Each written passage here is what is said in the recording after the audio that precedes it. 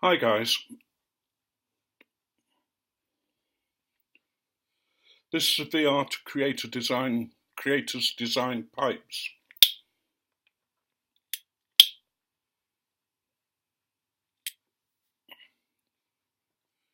Who asked how do we navigate that delicate balance between smoking and keeping the wife or significant other happy. But first of all, I'm smoking my Eagle pipe.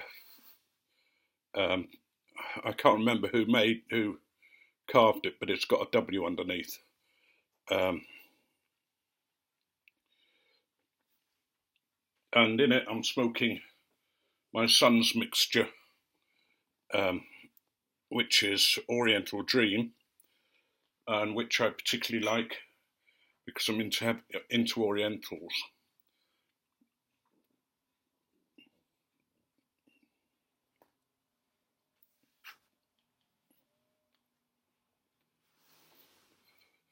Before I do say anything about keeping the wife or significant other happy, I want to just say that what I'm about to say only applies to us as a couple. I make no comment or decision on what other people have decided to do, because it is a very difficult subject. But I will say why we've decided and how we decide, because I think that might say something to you about what we found was important for us. But as I say, if you hold this over your wife's head, I shall shoot you. I can get a plane to America. Right.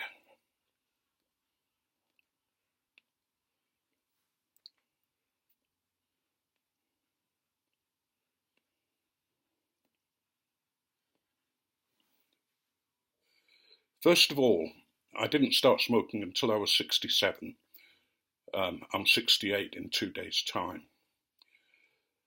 My son had started smoking first, and he was really getting into it and really getting into the pipe group and really finding it beneficial. And most of you know that I've been going through a change in life, in that I'd sort of stopped going to church, and put away the guilt. And I think my smoking was part of that putting away the guilt.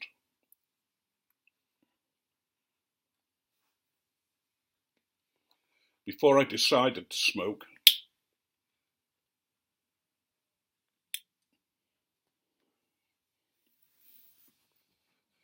I thought about it and discussed it with Carolyn, my wife. Now, Carolyn wasn't 100% keen on me smoking a pipe or smoking at all, because I'd given up smoking cigarettes quite a while ago, and we know what effect cigarettes can have. But we talked about the risks with a pipe. We talked about sort of why I wanted to smoke a pipe. And I sort of mentioned the importance, I think, of the relaxation involved.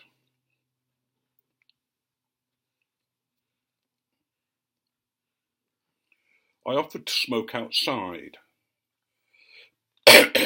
or in the garage, and Carolyn said no. Should you smoke in the house? I don't think she would have said the same thing if it was cigarettes, and she certainly wouldn't have said the same thing if it was cigars.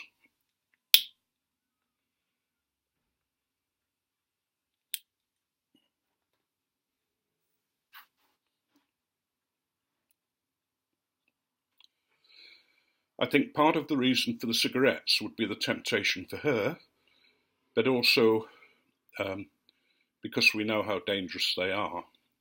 And considering I want to live to 100, that might be risking it a bit too much.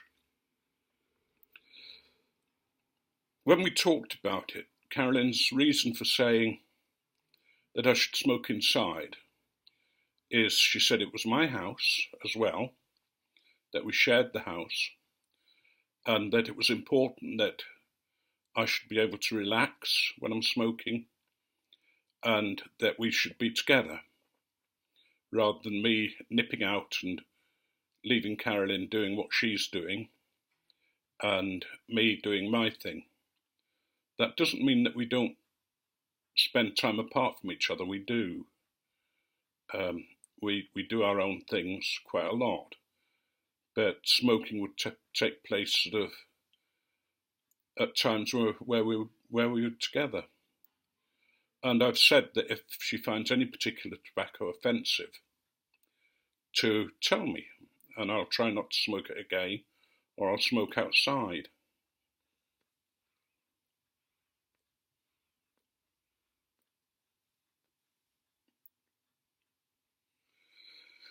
But one of the things that we've noticed is that even though sometimes Carolyn will say, what was that you were smoking? This afternoon I was smoking my Frankenstein mixture, and she says it smelled like it. We've noticed that the next time I smoke it, maybe, it might be totally different. And that applies to any of the tobaccos. Now, why do we think it's important that we should be together? It's not so much anything to do with Carolyn's faith, because she's ordained as well, and she still believes and is still, willing to, if she was able, to take part in services and that kind of thing.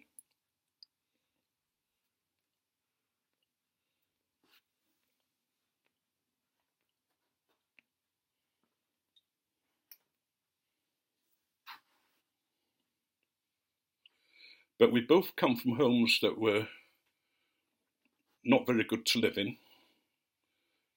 We've both suffered physical, sexual and emotional abuse. And we've both had to work through that.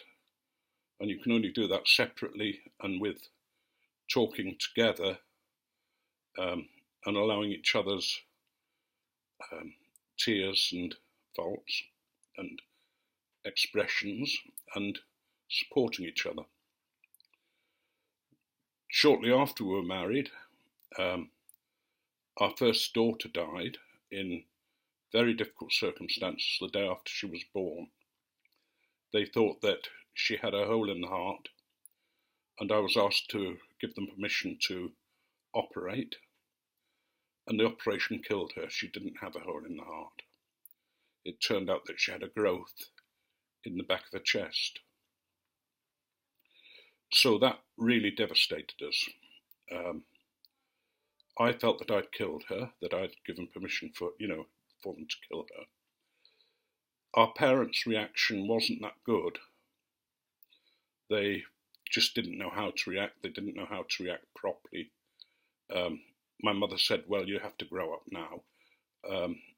Carolyn's mother said equally devastating things, which I'm not going to go into.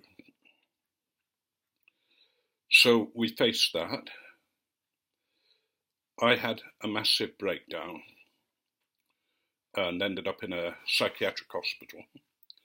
And Carolyn was left with 2 young children, because we had 3 in 3 years before I found out where they were coming from, and then we stopped. So we had to work through that. And there have been all sorts of things in our lives that have made us think what's really important. For example, we've held the children on a very, very slack lead. We've tried not to tell them that they have to do this, that and the other.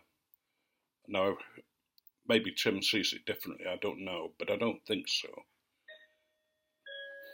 So that's the sort of background to how we live our lives, that we've been through so much together. We know what really is important, and smoking is not the most important thing. So we talked it through, and as I say, the result is that I smoke inside. And I realised just how lucky I am being able to do that, because a lot of people have to make the other decision. Because I smoke inside, I only smoke in one room really, and that's the room we live in. But it's a room that's open to guests coming in, and the usual sort of things about being together. I do have a scented candle burning, but I don't think that really makes much difference, and we do open the windows quite a lot.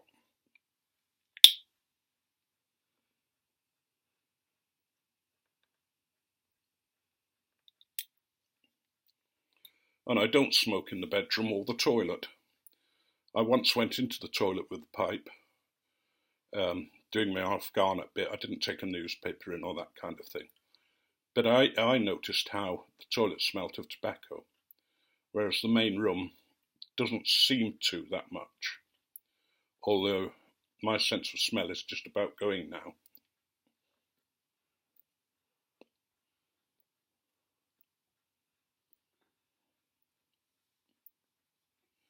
You know, I'm a bit like the dog with no nose. How does it smell? Bloody awful. But I'm still prepared if Carolyn said no to smoke outside.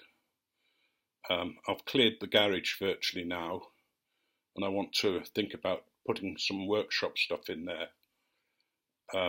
Maybe making a pipe rack, for example, and doing some restoration of pipes. But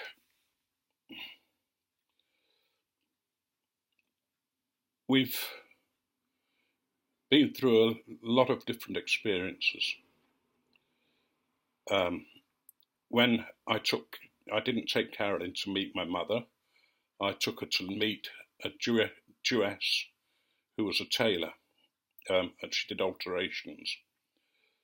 And I took Carolyn to see her to get her passed, which may sound strange, but it's the way it was. But she took Carolyn to one side and said to her, you know, he's been through a lot, and if you once hurt him, you know, I think she said that she'd never forgive her.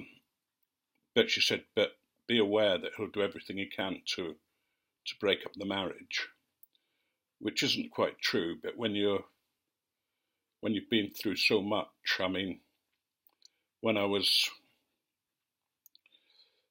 at work, I expected my dinner to be on the table at a set time, at the right temperature. If it wasn't, it was on the wall. I've changed a lot since then, and I've tried to help Carolyn to change and find freedom. I would like to at least taste a cigar or try a cigar, but I've said to Carolyn that if I do, that will definitely be outside, because I know just how much she dislikes cigars. And to be honest, you know, she's let me put all my tobacco on shelves in full view. My store is on the shelves in here, pipe rack, pipe cleaners and pipes. And occasionally round me, the ashtray gets full and overflows, or I'll be knocking out a pipe and it'll knock the ashtray onto the floor and all that. But if I do that, I do try and clean it up. I don't know whether I've got anything else to say on that. I'll just turn to the boss of the house and ask her if she's got anything that I should say. I can't think of anything extra to say. No, she can't think of anything extra to say. But anyway, I'm going to leave it there soon because I think I've gone on too long. But what I want to say to you, and I'm aware that this is going to put all sorts of hackles up and may sound simplistic, and I know it isn't always possible. You know, I made my vows to Carolyn till death us do part. But that could be the death of the marriage as well as the death of one of us. But we realised that you can talk through anything, and you can, if you work at it, forgive most things. Don't be too easy to forgive, too quick. But it is possible for a marriage to survive, even adultery. But you've both got to work at it. And to give you an idea of how devious Carolyn is, I used to, let's just say I used to spread it around a bit, or at least I used to flirt with the girls at work when I worked in a garden centre. And eventually one or two got very interested. But when Carolyn was aware of that, she invited them to tea with us. And that ruined my relationship totally, because once they'd met Carolyn, they sort of thought, well, I can't hurt her, I can't do this. So I think I've been very lucky that way.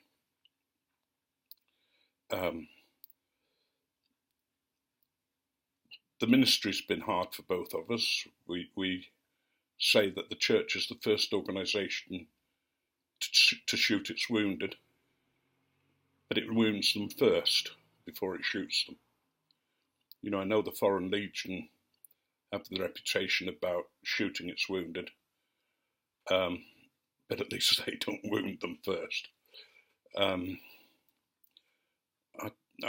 think that's sort of nearly where I want to be.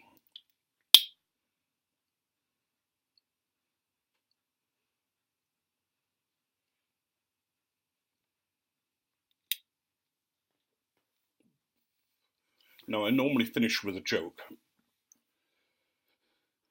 In the Anglican Church, the Church of England, we hear confessions the same as in the Roman Catholic Church and in the Orthodox Church. And there was a young priest who was finding his ministry quite difficult in learning, and his parish priest said to him, look, when you hear confessions, I've got a little booklet that you look at, and it will give you an idea of what kind of penance to give. And don't worry, the first time you make confessions, I'll be down by the altar praying for you. Well, everything went well.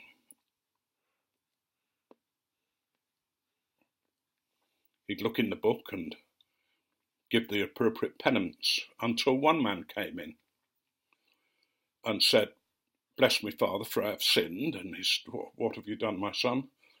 And he stolen a case of whiskey. And he went through the rest of the confession, and the young priest couldn't find anything about a case of stolen whiskey. So he leaned out of the confessional and said, Father, what do we give for a case of stolen whiskey? And the parish priest said, well, no more than £2.50 a bottle.